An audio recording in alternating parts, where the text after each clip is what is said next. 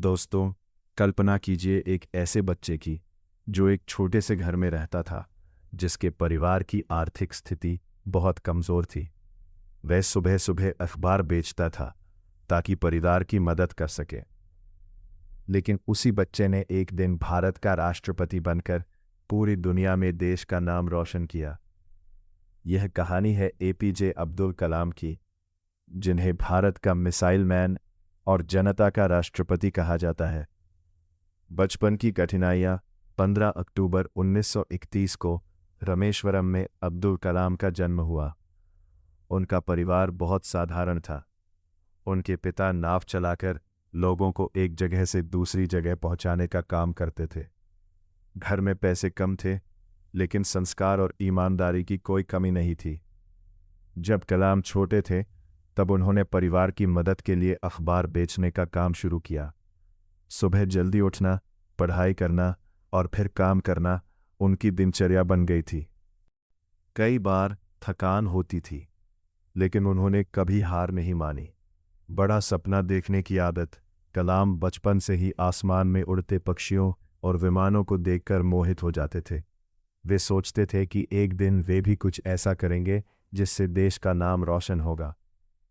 उनके शिक्षक अक्सर कहते थे, यदि जीवन में बड़ा बनना है तो बड़े सपने देखो। ये बात कलाम के दिल में बस गई। उन्होंने तय कर लिया कि चाहे कितनी भी कठिनाइयां आए, वे अपने सपनों को नहीं छोड़ेंगे। शिक्षा का संघर्ष। स्कूल की पढ़ाई पूरी करने के बाद उन्होंने आगे की पढ़ाई जारी रखी। आर्थिक स्थिति कमज़ोर थी, लेकिन परिवार और शिक्षकों ने उनका साथ दिया। उन्होंने इंजीनियरिंग की पढ़ाई की और एरोस्पेस क्षेत्र में कदम रखा। ये रास्ता आसान नहीं था। कई बार उन्हें असफलताओं का सामना करना पड़ा, लेकिन हर असफलता के बाद वे पहले से ज़्यादा मेहनत करते थे।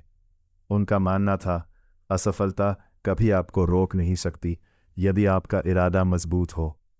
पहली बड़ी असफलता। कलाम का सपना था कि वे वायुसेना में पायलट बने। उन्होंने परीक्षा दी, लेकिन चयन सूची में उनका नाम नहीं आया। वे बहुत दुखी हुए।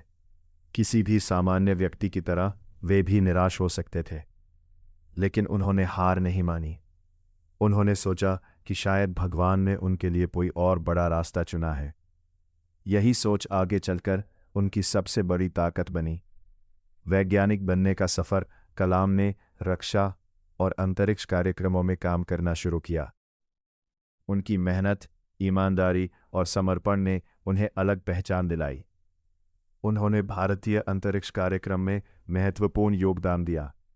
जब देश अपने दम पर आगे बढ़ने की कोशिश कर रहा था, तब कलाम जैसे वैज्ञानिक दिन रात मेहनत कर रहे थे। युवाओं के प्रेरणा स्रोत। कलाम का सबसे बड़ा सपना था कि भारत के युवा आगे बढ़ें। वे स्कूलों और कॉलेजों में जाकर छात्रों से मिलते थे। उनका मानना था कि भारत का भविष्य युवाओं के हाथों में है।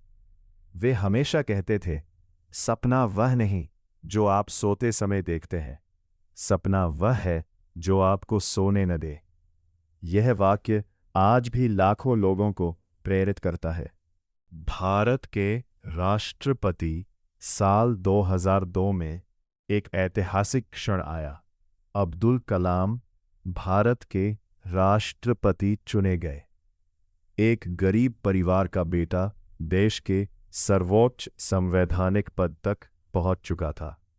ये केवल उनकी सफलता नहीं थी, ये उन सभी लोगों की जीत थी जो कठिन परिस्थितियों के बावजूद अपने सपनों पर विश्वास रखते हैं।